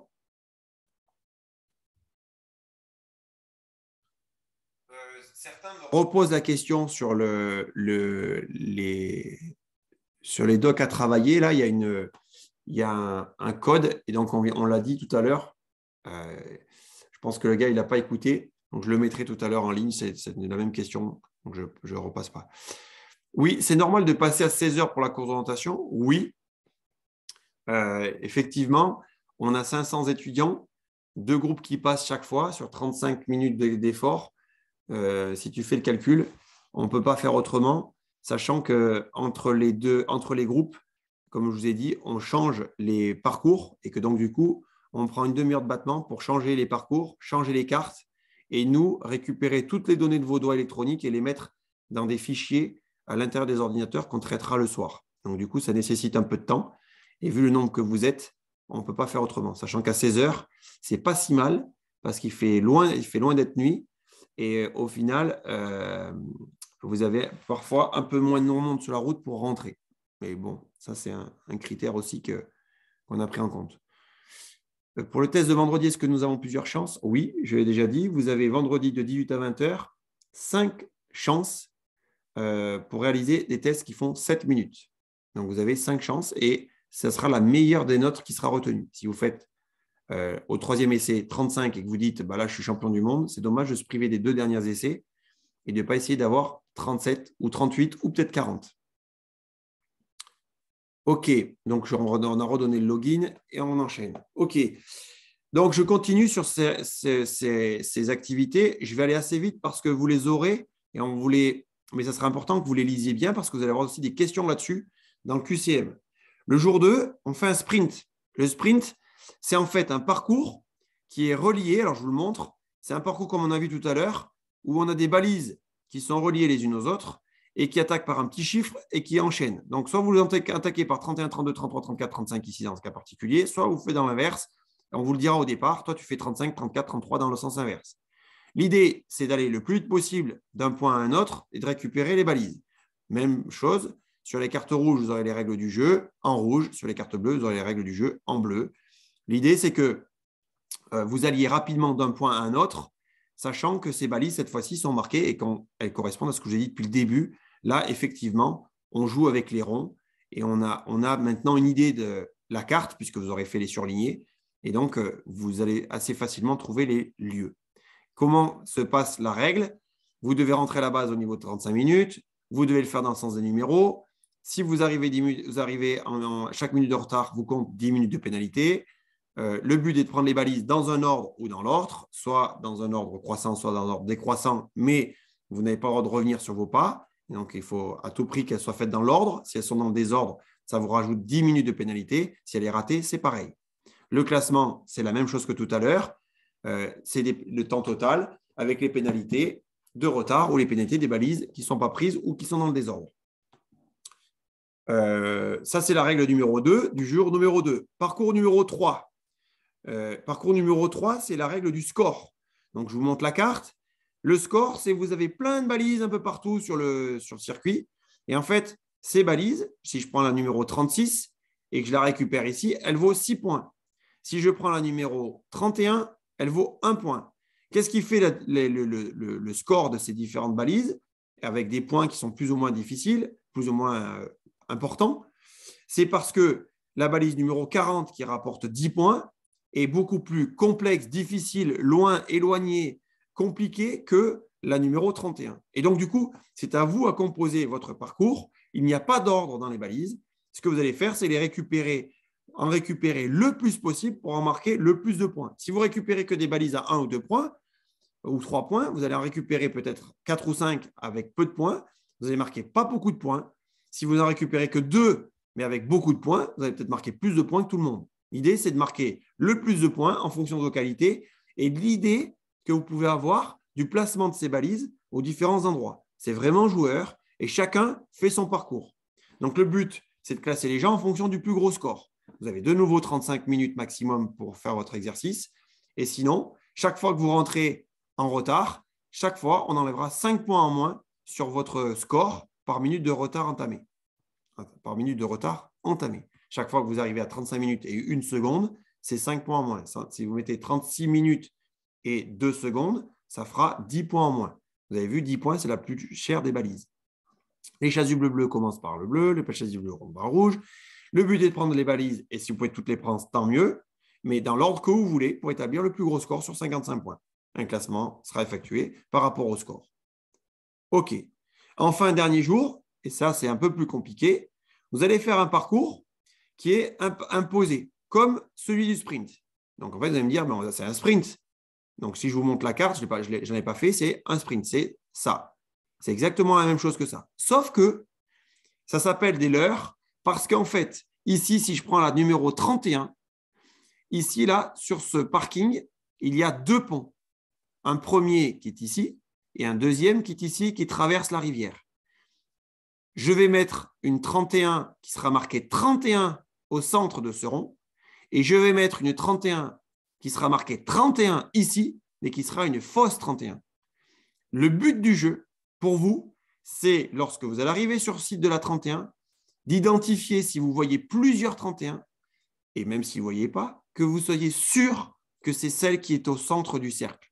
Si par malheur, vous poinçonnez celle qui n'est pas au centre du cercle, je le saurai à la base de données, l'ordinateur le sait, et d'entrée de jeu, il vous pénalise et il vous met 10 minutes de pénalité sur votre temps de parcours.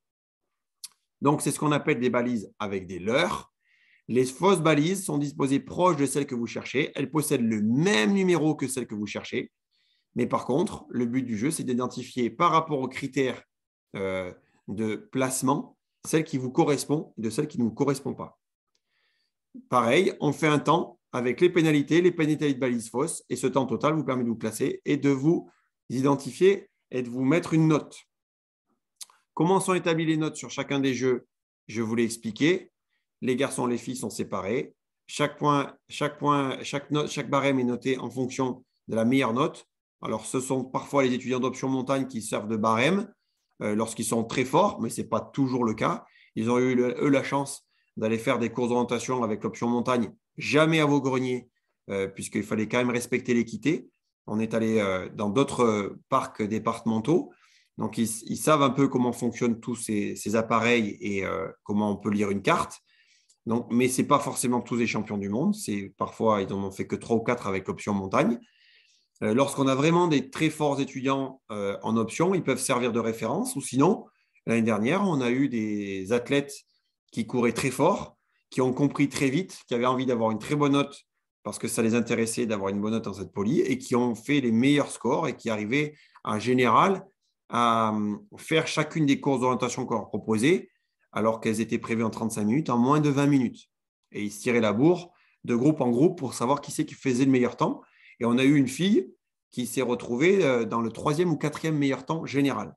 Donc, je tenais aussi à dire à toutes les filles qui regarderont, écouteront ce PowerPoint, que tout ce que l'on dit culturellement concernant les filles qui seraient de mauvaises orientatrices, que c'est complètement faux.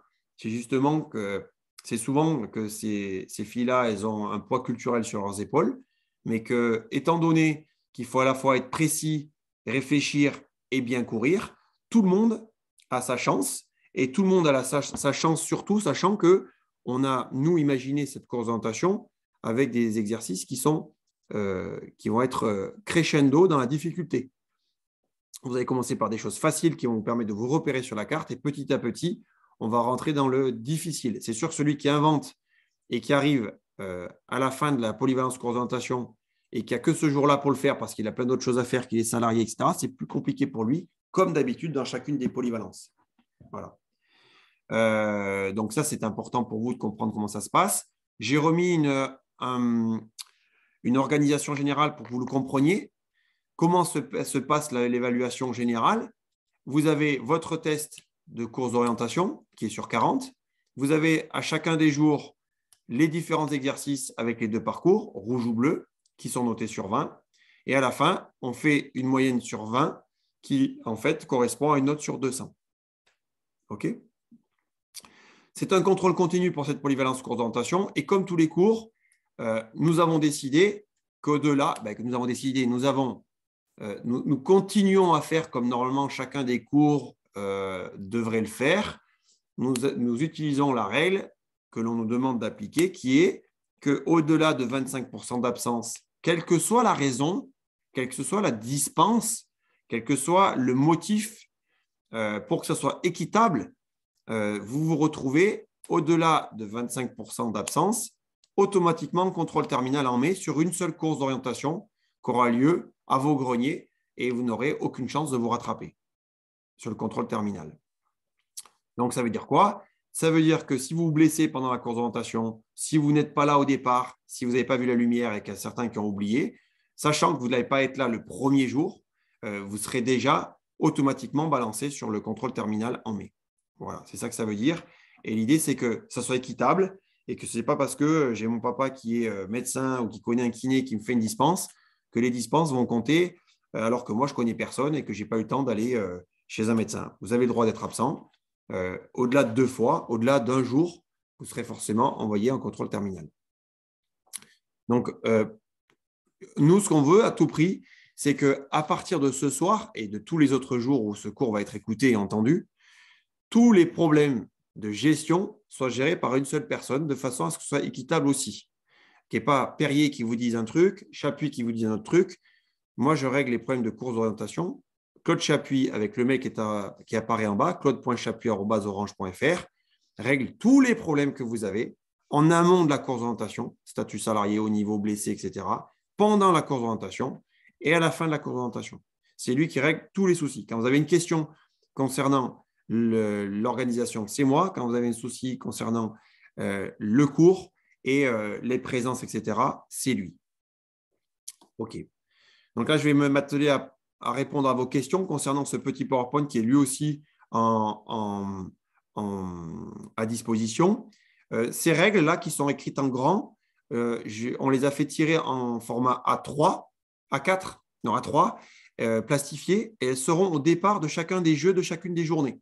Donc, pour pas que vous vous embrouillez, vous aurez dans votre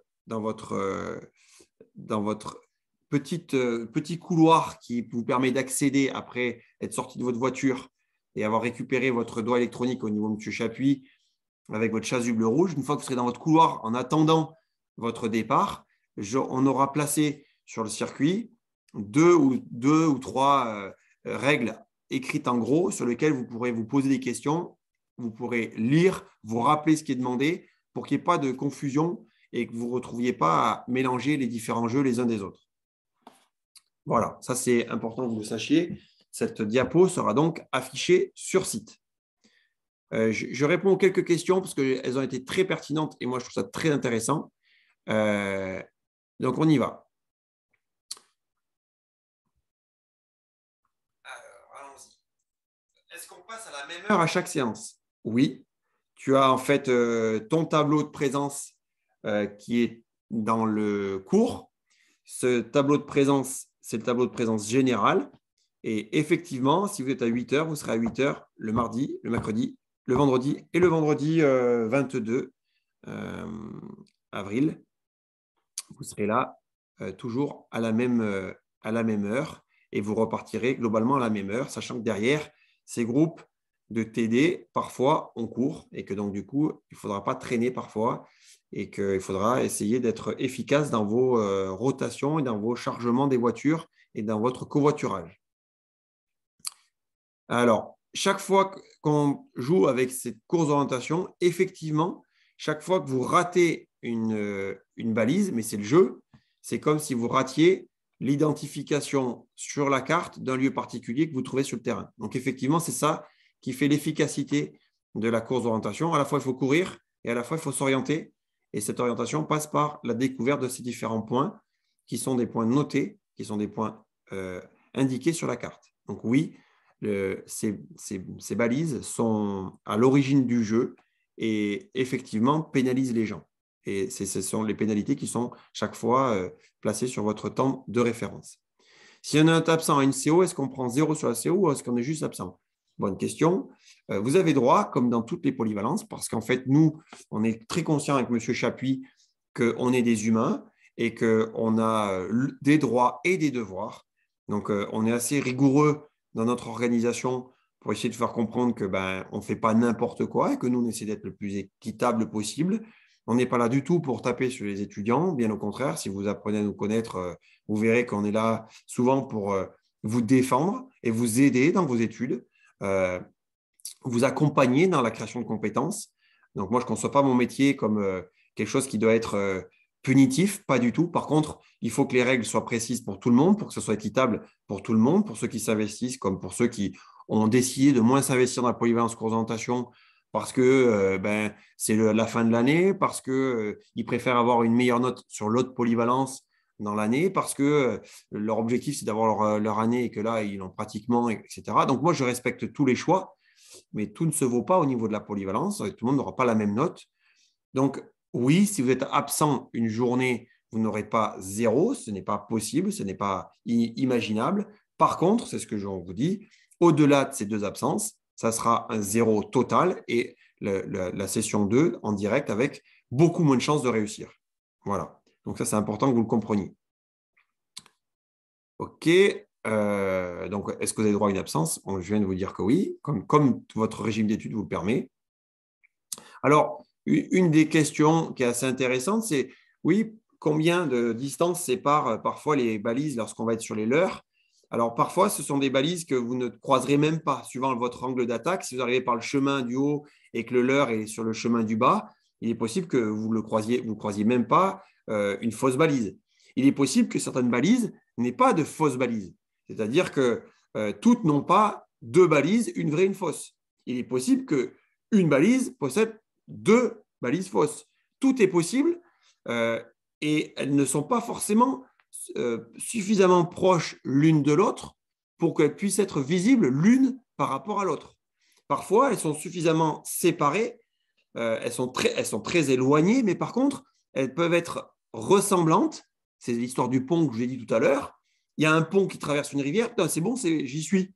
Non, les 2 ponts sont à 50 mètres de distance, donc vous ne voyez pas un pont d'un pont, vous ne voyez pas l'autre, mais il faut identifier lequel est le bon. Donc en fait, l'idée, c'est que sur la leurre, une fois que vous êtes bien rentré dans la carte, vous l'avez bien travaillé, vous connaissez bien les endroits, parce que la carte ne va pas changer, l'idée, c'est de se poser les bonnes questions. Est-ce que je suis au bon pont, au bon endroit, par rapport au bon chemin, par rapport au parking? Est-ce que je suis au milieu du parking? Et donc, prendre plusieurs informations. On dit qu'il faut en prendre au moins 3, que ce soit une direction, une distance ou une dénivelée, pour être sûr qu'on soit au bon endroit. Ça, c'est très important. Voilà, donc ce n'est pas obligatoire qu'on la voit. Donc, pour répondre encore à une question, oui, l'organisation se fait en 4 jours, 4 jours de cours d'orientation. Chaque fois que vous venez, vous avez 2 parcours à faire, tous, et à la fin, vous aurez donc fait 4 fois 2 courses, 4 jours fois 2 courses, 8 courses en tout, qui sont notées sur 20, 2 fois 8, 16, 160 points, 40 points pour le QCM. Ceux qui sont directement en contrôle terminal, effectivement, ils ont le QCM à faire. S'ils le font, ça sera les 4 points réussis. Et s'ils sont en contrôle terminal, ils viendront que ce jour-là. Pour être en contrôle terminal, il faut à tout prix qu'ils se mettent en contact avec M. Chapuis, parce que parfois, d'autres solutions sont possibles, et si elles sont négociées en amont. Je m'explique. Si, et on le sait très bien, certains hauts niveaux au contrôle terminal, ce contrôle terminal ne correspond pas à leur possibilité parce qu'ils sont en entraînement ou qu'ils sont en déplacement, qu'ils vont prévoir un gros déplacement, il est possible qu'ils ne puissent pas venir sur ce contrôle terminal. Si c'est dit suffisamment tôt et qu'on fait un contrat pédagogique avec vous, c'est-à-dire tôt, c'est avant le début de la course d'orientation, alors des solutions peuvent être trouvées en négociation. Vous n'allez pas choisir la course d'orientation que vous voudrez. On va vous dire, voilà, tu viens tel jour, à telle heure, à tel endroit, tu fais tes 2 CO et tu seras noté sur ça. Et c'est un contrat qu'on établit avec vous en amont de la course d'orientation. On ne fait pas un choix. Ah ben finalement, ça ne m'a pas arrangé de venir les 4 jours, je ne viendrai que les 2 jours ou qu'un seul jour.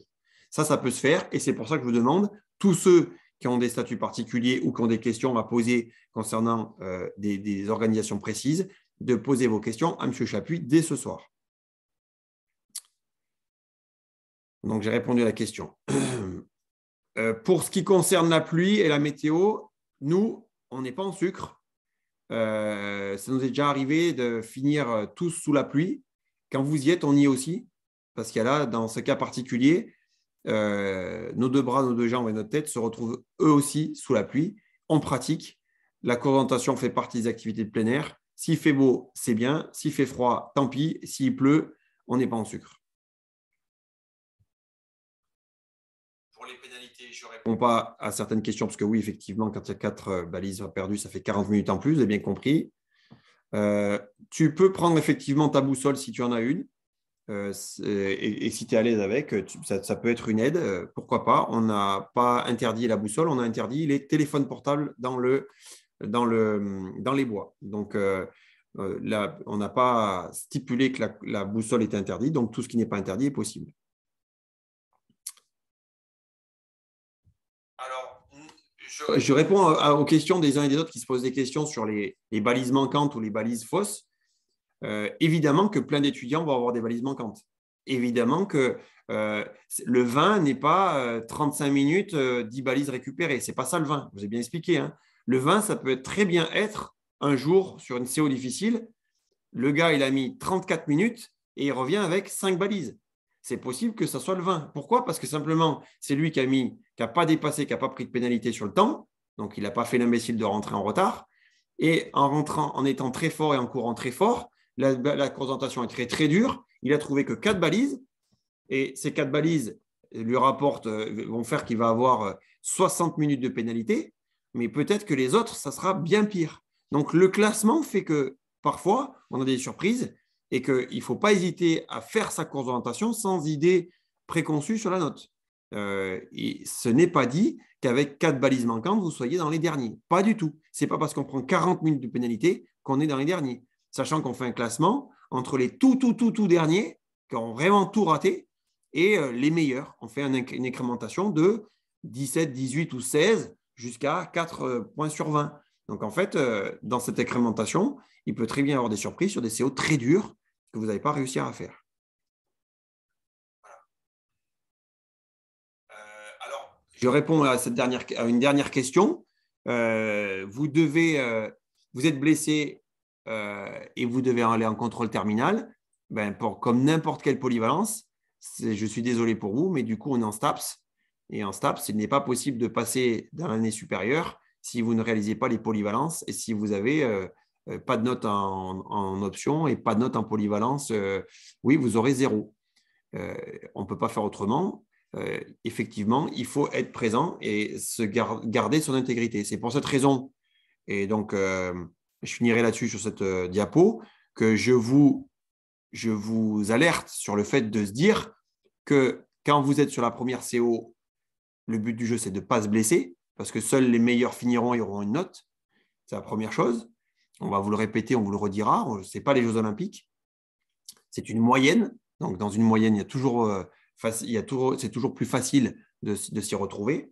On a eu trop et tout le temps des étudiants qui, pensant qu'ils jouent leur vie, partent à fond dans les bois et au premier virage se font une entorse. Et à ce moment-là, s'ils se font une entorse grave, ils ont 0 à la polyvalence. Donc, en voulant avoir la moyenne, ils se retrouvent avec 0. Pour un peu qu'ils aient fait une polyvalence pas terrible et une option un peu compliquée, ils se retrouvent à redoubler leur année. Donc, on n'est pas là pour vous casser, on est là pour vous avertir que les 8 notes vous permettent de le prendre à l'aise et qu'on n'est pas là pour vous défoncer. On est là pour faire en sorte que ces 8 notes soient présentes et faire en sorte qu'à un moment donné, on vous forme. Voilà. Mais effectivement, ça peut jouer comme ça. Et quand vous êtes le dimanche avec vos potes et que vous êtes sur la plage, si vous jouez au foot sur la plage ou au rugby sur la plage et que vous arrivez et que vous êtes blessé, sachez que les règles sont connues et resteront celles qu'on vous a annoncées. Donc, à vous de faire attention en cette fin d'année, de ne pas vous blesser et de faire attention à votre corps. Votre corps, c'est votre métier, ça va être votre outil. Et pendant quelques années, surtout vous. Donc, nous, on fait pareil et on fait attention à nous aussi parce que sinon, nous ne pouvons pas venir parce qu'on se blesse et qu'on fait du ski ou du vélo ce week-end. On est comme vous et on mettrait 500 étudiants dans la panade. Donc, on est comme vous, on fait attention et on est comme vous, 2 bras, 2 jambes. Et nous aussi, on arrive à se blesser quand on fait des choses. Et Dieu sait qu'on en fait, sinon on ne serait pas prof en STAPS. Dernière chose, je répondrai encore une dernière fois aux questions. Je reviens sur le cours général. Je reviens sur le cours général. Donc là, il faudra bien le vérifier. On vient sur le cours d'orientation. Dernier document dans Théorie CO, et ce n'est pas le moindre, Et il y a pas mal d'informations qui sont traitées dans le QCM. Donc, je vous demanderai de bien le lire et de le lire assez attentivement. Vous avez COSAM PowerPoint, là, qui est un PowerPoint qui prend toute la page. Vous le regarderez, vous le travaillez, vous prenez des notes. Je ne rentrerai pas dans les détails de ce cours. Il y a une 50aine de diapos. Donc, si je l'ouvre, vous allez me dire si vous le voyez ou pas, hein. Comme ça, vous allez pouvoir, on va pouvoir en discuter rapidement. Je ne veux pas vous embêter avec ça. Je vais juste vous l'ouvrir. Voilà. Alors, d'accord, ça ne marche pas. On va faire autrement. Système coordinateur, on l'a vu. Ça, on l'a vu. Ça, on l'a vu. Donc, je vais juste aller là.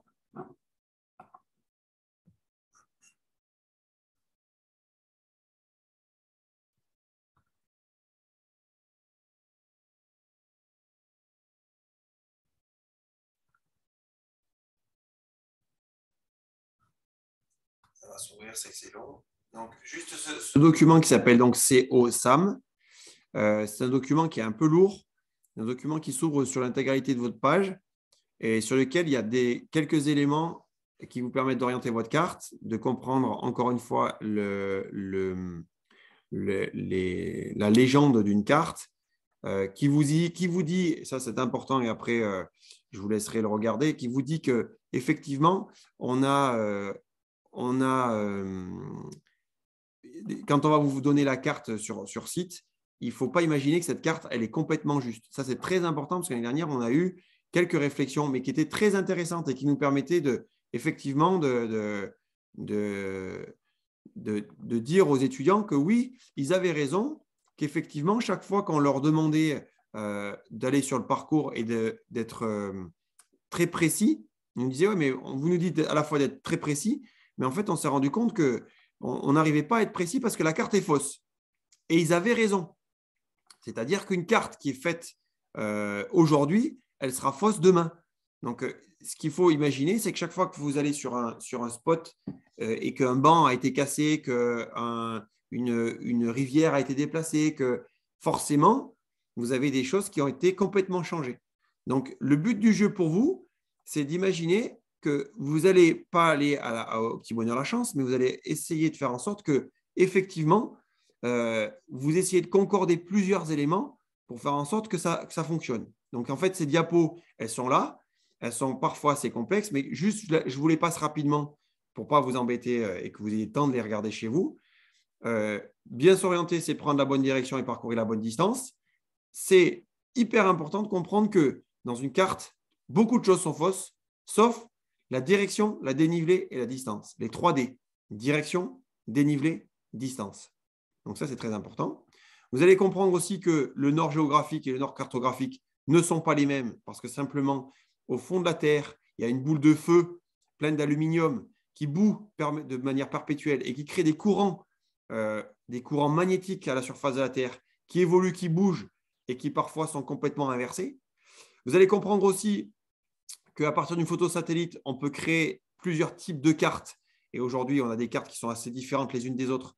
Et que par exemple ici, là, sur la diapositive 36, on a une carte IGN, Institut géographique national, et une carte FFCO, Fédération française de coordination, qui sont différentes parce qu'elles utilisent des légendes différentes et donc des couleurs différentes.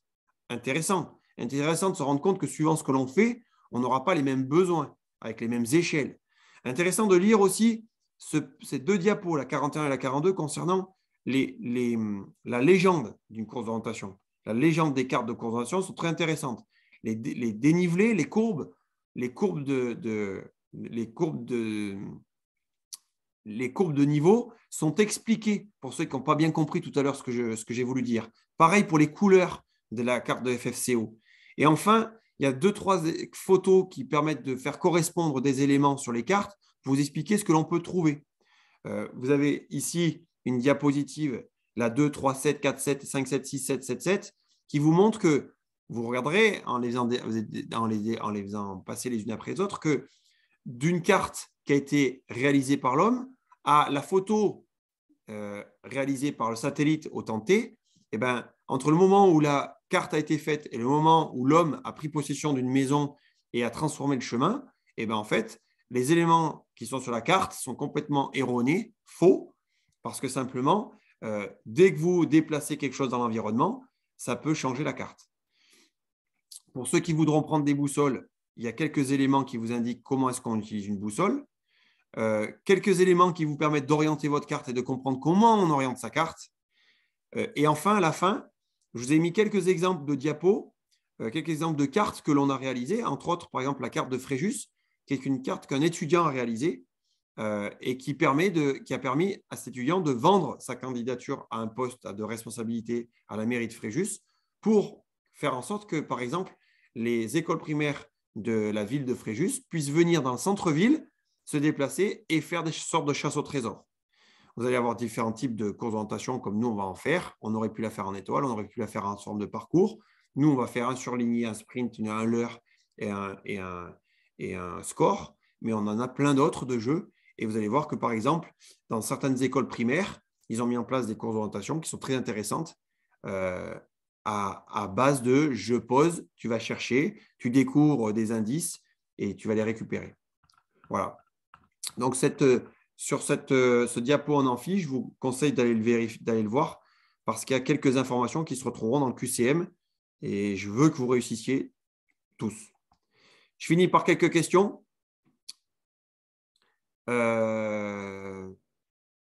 Fini pour ceux qui sont arrivés. Alors, pour ceux qui sont arrivés en retard, sur le test, je reviens vite fait et après on arrête parce qu'après, on a dit qu'on faisait que 2 heures et je ne veux pas dépasser du tout. Et 2 heures, c'est déjà beaucoup. Vous avez été forts, ceux qui sont restés en tout cas. Je reviens donc sur le lien Moodle que vous avez et qui s'affiche comme ceci. Ça va arriver. Non, ça n'arrive pas. Donc, ça arrive comme ceci. Donc, quand vous cliquez sur votre lien Moodle, voilà, vous arrivez sur un ensemble de liens. Je reprécise. La théorie de la CO, vous avez tous les documents en ligne et vous retrouvez je remettrai ici dans le doc à travailler en ligne les 2 codes qu'il faut taper pour pouvoir y rentrer dedans. Ces 3 documents, 1, 2 et 3, sont les documents en plus du doc à travailler en ligne qui seront dans le code de la route de la CO. Ce code de la route de la CO, toutes les informations sont indiquées ici. D'accord ? Ils indiquent simplement que à la suite de ces explications, vous allez avoir un lien qui apparaîtra vendredi sur lequel vous cliquerez. 20 questions, 2 points, 5 tests d'affilée pour avoir la meilleure note possible. Ne vous arrêtez pas au deuxième si vous avez 30 sur 40, note qui vous permet d'aller faire votre première course d'orientation dans les bois.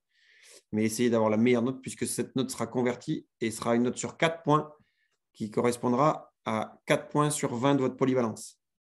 Enfin, ici, vous avez l'ordre de passage et les couleurs des chasubles que vous retrouvez avec toutes les explications. Et si vous cliquez ici, vous trouverez vos notes et votre présence sur les cours. Et enfin, vous avez raté le cours en ligne. Il sera ce soir mis en ligne suite à ce cours à cet endroit-ci. Est-ce que ceux qui sont restés ont une dernière question? Merci de votre écoute. Bravo. Félicitations. Bon travail jusqu'à vendredi 18 h. Révisez, bossez, travaillez quand vous le pouvez. Et 18 h, faites le meilleur test que vous puissiez faire. Nous, on est contents quand on met des bonnes notes. Merci à tous. Bonne soirée. Merci de votre écoute et à bientôt.